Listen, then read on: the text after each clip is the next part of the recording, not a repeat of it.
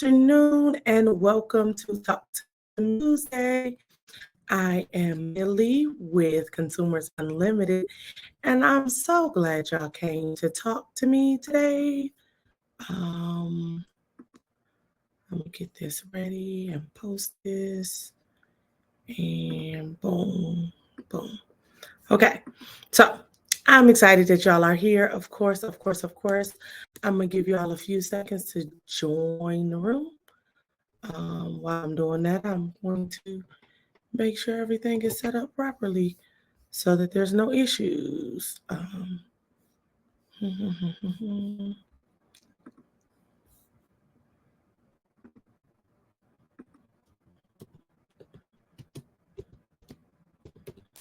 So when you get in here, say good morning, all of that wonderful stuff. It makes me happy, makes me know that you're here. And if you have questions, go ahead and post them now because as soon as I get done, if I don't have any questions, I'm gonna jump out of here because I got a couple people who have already hit me up and want to talk. So yay! We like that. I think people wait till 2 o'clock to talk to me. But anywho, let's talk. So today's topic, we're talking about being late. Now, yesterday I posted on my page and I asked, what can't you be late on? And I got a lot of different kind of answers. Overwhelmingly, the things that leads to procreation was on there, as well as bills. I like that y'all put bills on there. So I wanted to talk about bills a little bit more. So here's the thing. Not we, but most of us have been late on a bill before at some point in life. Cell phone bill, car note, rent, utilities, mortgage. We've been late. I mean, it happens. Oops, it was due by the 5th. The 5th was on the weekend. I didn't get paid till the 7th. All of that stuff happens. So the question is, what do we do once we're late? Well, this is the thing. First and foremost, if you're less than 30 days late, it's not supposed to go on your credit report. Now, the way 30 days looks is if it's due on the 1st and there's 31 days in the month, it's late on the 31st. So what'll normally happen is people will double up on their bill. You know, you're late, you miss it, they send you out the next bill and they have the new due date and you just pay the new due date. Well, if you pay it by the new due date, you're going to have a 30-day late. So that's the first thing. One, don't be 30 days late. So, oops, it was due on the 7th and you don't get paid to the 9th, pay it on the 9th. Maybe call them and make an arrangement on the 5th. Let them know you're going to be a little late. They can possibly waive the late fee. Call them. The first thing is always call. Always call, always call, always call your creditor. Always call your creditor. They can work with you and they don't make assumptions. If you owe me money and you're supposed to pay me back and I don't hear from you, I assume you're not going to pay me back and you done ran off. But if you call me and be like, hey, Meal, my utility bill came back more than what it is, so I'm gonna have to pay you back in 2 weeks, I might could work with you there. So first thing, contact your creditor. Whoever you borrow money from, talk to them. My daddy says, don't make me a bill collector. That's his thing always. If you borrow money from him, don't make me a bill collector. Because when I feel like a bill collector, I'm going to act like a bill collector. When you're dealing with creditors, don't make them bill collectors. Because when they have to call you or harass you to get paid, they're less likely to work with you. Because I done had to track you down, call you 58 million times, call your mama house, and now you finally want to talk to me with it, and you want an excuse and you want me to work a deal. Nah, bro, we pass deals. Anyway, so that's the first thing. Call the creditors up front, be honest, tell them in advance, hey, bro, this is what's going on. Call them up. 2 weeks before, tell them 2 weeks before. So that's one thing. The second thing is don't let it escalate.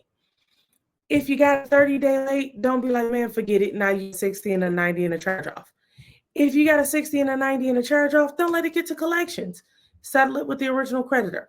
If it's in collections, let's not let it get to lawsuit. See, there's always more that can happen. So if it's in a lawsuit, let's work a deal.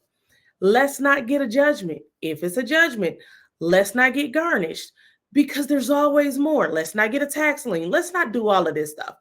And all of these things are possible consequences just from being late. So that's one side of it. The other side is what to do when it ain't your fault.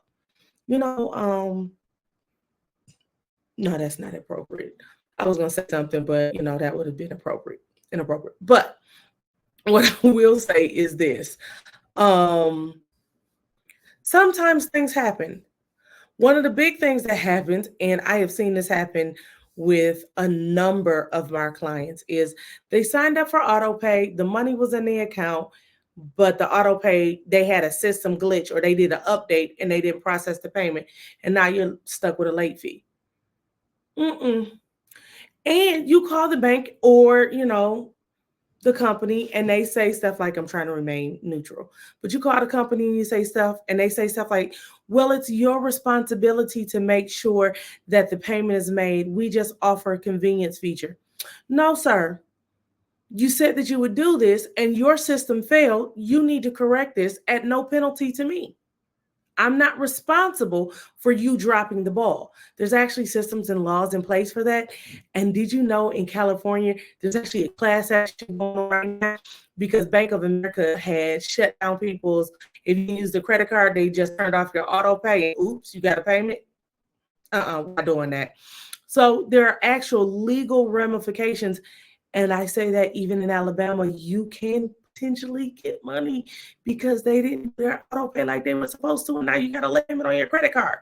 If that happened, reach out to a consumer advocacy attorney, see what they can do, dispute it, see if you can't get it resolved, and you might have a case for some money. Notice I said you might have a case for some money. I did not say y'all are going to automatically get paid and turn in all your late payments, but it's possible. So if you had auto pay and it was canceled and you got a late payment from that and they didn't fix it, could be something to that. But the key is correcting it as quickly as possible.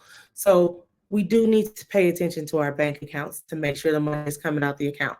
We do need to pay attention to our credit card statements to make sure we don't have that late, that we're paying the right amount, that we're having the money in the bank, that the stuff is available. Matter of fact, I just had this issue today. My insurance, I thought it was on auto pay, but my card was turned off. So my payment declined. Kind of makes sense because that's what it's there for. But I was auto pay. I was like, can't y'all just take it? They're like, oh, well, you have to rekey it in. And I was like, all right, y'all gonna waive the late fee? They're like, hey. I'm like, cool, bet. Paid it, over, done with. No late fee, no mark on my credit. We keep it moving. So key takeaways. 1, never be late. 2, accidents happen. When it happen, immediately contact the creditor. Immediately contact the creditor. Immediately contact the creditor. Make arrangements as soon as you know you're going to be late. This can be before the payment is due, but immediately contact the creditor, number 1. Number 2, prevent it from going further. So don't get a 30-day late because you were a couple days late because you doubled up on the bill. Don't get a 60, 90. Don't let it progress to the next level. You can always stop it. And then dispute it. If it's wrong, fight it. Your credit is important to you, and a single 30-day late payment on a revolving account can drop your credit score as much as 110 points, and it stays on there for 7 years from the date of first delinquency. Yeah, that can affect you for a long time in a lot of ways. So, Casey, you asked, am I a debt relief agency? No, ma'am. Most debt relief agencies are either financial management companies. I'm not going to tell you to pay me and not pay your bills. I believe in empowering people, and it means teaching you how to pay your own bills, how to make settlements, arrangements, and all of that. Not me doing it for you, because what do you learn? You can do this, and you can do it, and we can help. So no, we're not a debt relief agency. The only other option is consolidation loans. If it's done right, it's an actual loan, and I'm not a lending institution. So unfortunately, no, I'm not that. A lot of things, but not that one. And Miss Janet said, hey, how do I get credit started for my 22-year-old son? Adam, as an authorized user to one of your credit cards that you've had for at least 2 years with no late payments and low utilization, that's not an American Express. I think the best way to get credit started is to practice. I am a big proponent of practice with children. First, I show you how to do it. Then we do it together. Then I watch you do it, and then you go do it. So we start with the credit card. We talk about the credit cards. What is a credit card?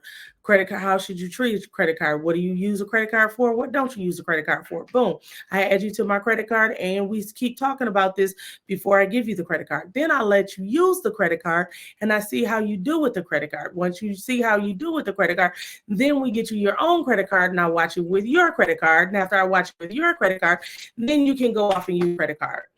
Sounds like a lot of stuff, but the truth is you got to keep it going through that little process, those step by step by step by step, because you don't want them to mess up. The biggest thing that I can tell you is if I would have known at 22 what I know at almost 41, I guarantee you I wouldn't work here.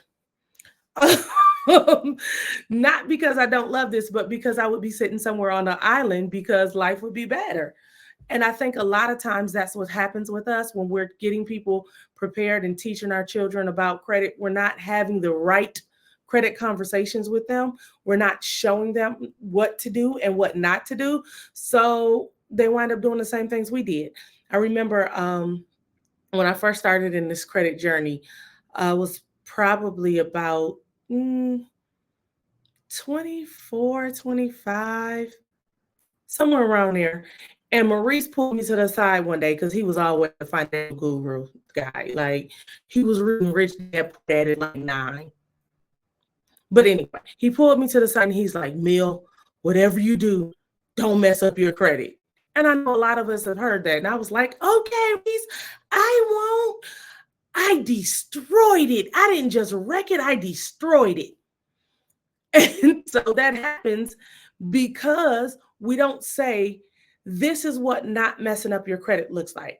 Hey, son, come sit down with me, and I'm going to show you how I use my credit card. Now I want you to show me. So what should I do in this incident? And now I'm going to let you walk me through it. And I'm going to let you keep repeating it in a safe space. And then I'm going to watch you do it. And I'm going to watch you do it on my credit because guess what? I'm not going to let my credit fail. I'm going to add you as an authorized user, and I'm going to watch you use the card. I'm going to watch you pay the bill. Oh, no, we won't be late because this is my credit and I won't be late. And what I can say is if he can't pay the bill as an authorized user, he's not ready for his own credit card. Very simple. Because if you can't maintain this, you won't maintain that because that has less accountability. Here, you're at least accountable to me because you know I can see what you do. On your own credit card, you're not accountable to anybody but the people who lent you the money. And if you pay, you pay. If you don't, you'll be like everybody else who has bad credit. But let's not have our 22-year-olds suffering with bad credit to their 40, 41 because they got a 30-day late on the credit card and their life just tumbled downhill from there. It's literally that simple. And yes, it has that long lasting effect.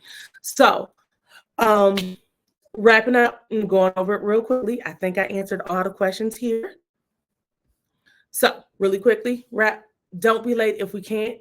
Make arrangements as quickly as we can. Don't get a 30-day late because you doubled up on the payments. Catch it as quickly as you can. If you do get a 30-day late, don't let it escalate to the next level. And if you get a late payment and it's not your fault, call us so we can help you to fight it. If you have more questions or you need information, give us a call at 855-273-3663. Visit us online at www.creditoneUSA.com. Hit us up right here on Facebook or pop your head in the office. We're located at 315 University Drive, Suite B1. And I'll see y'all next week for another edition of Talk to Me Tuesday. Bye.